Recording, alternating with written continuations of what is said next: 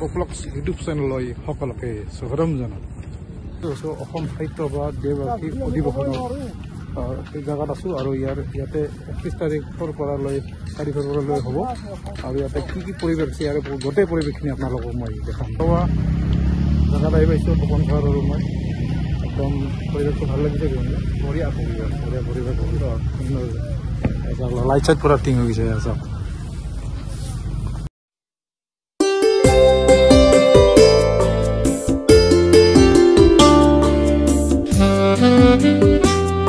ইয়াত আৰু এখন ধুনীয়া মঞ্চ সজাইছে। তাৰে ওপৰলৈ উঠি যাওঁ, কি হৈছে দেখাওঁ। আমাৰ তপন ছাৰৰ ওপৰলৈ উঠি যাওঁ। তলত প্লাইবোৰ্ড মাৰা আছে পুৰা একদম ধুনীয়া। এই চক কি মজা, চক কেইদিনত পুৰা চেজ হৈ যাব এইবিলাক। পৰহি হ'ব।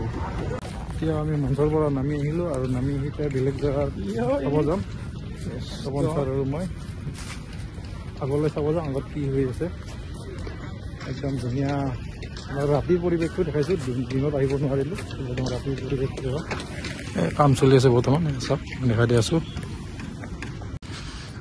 চাই লওক। ইয়াতে গাঁৱৰ পৰিৱেশ দেখাইছে। ইয়াতে ধুনীয়া ধুনীয়া ঘৰ সাজি পৰি লৈছে। চব মই দেখাই দিছোঁ। এইটো হ'ল খাদ্য জেগা, সাহিত্য সভাৰ। ইয়াতে চাই লওক মাটিটো ঢিলা অলপ তল জপোৱাই নহৈছে ফুলটো। চাওক অলপ তললৈ সোমাই যায়। এতিয়া কিজানি খাদ্য দিয়া জেগা প্লেচ বনাইছে। চাওক খৰি, চব খৰি আনি পূৰা একদম ৰেডি কৰি থৈছে। একদম লাখো লাখো খৰি আছে ইয়াতে একদম। চাওক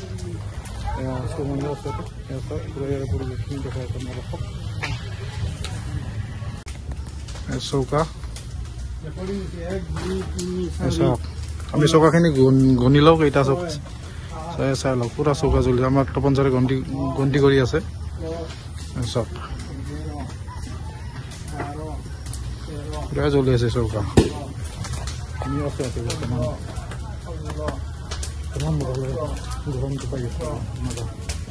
ইয়াতে চৌকা আমি গিনতি কৰিলোঁ তেতিয়ালৈকে 57টা চৌকা তৈয়াৰ কৰা গৈছে। ইয়াতে খাদ্যটো বুকে চিষ্টেম হ'ব।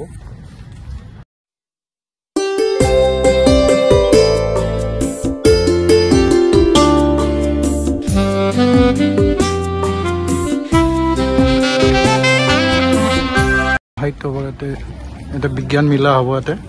কিবা এইটো চেল্ফি পইণ্ট জানিব লাগি আছে। চাই লওক, মই দেখাই দিছোঁ আপোনালোকক। চাওক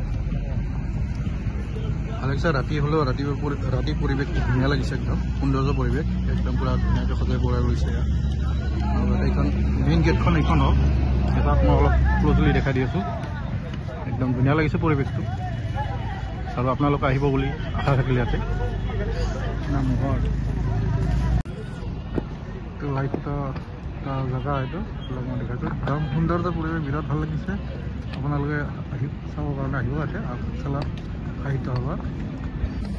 আৰু ইয়াতে দিনে ৰাতি কাম চলি আছে, একদম নন ষ্টপ কাম চলি আছে। আৰু ইয়াৰে গোটেই পৰিৱেশখিনি কি কাম কৰি আছে গোটেই পৰিৱেশখিনি আপোনালোকক দেখালোঁ। যদি ভিডিঅ'টো চাই ভাল পাইছে লাইক কৰিব, শ্বেয়াৰ কৰিব আৰু মোৰ চেনেলটো ছাবস্ক্ৰাইব কৰিব নাপাহৰিব।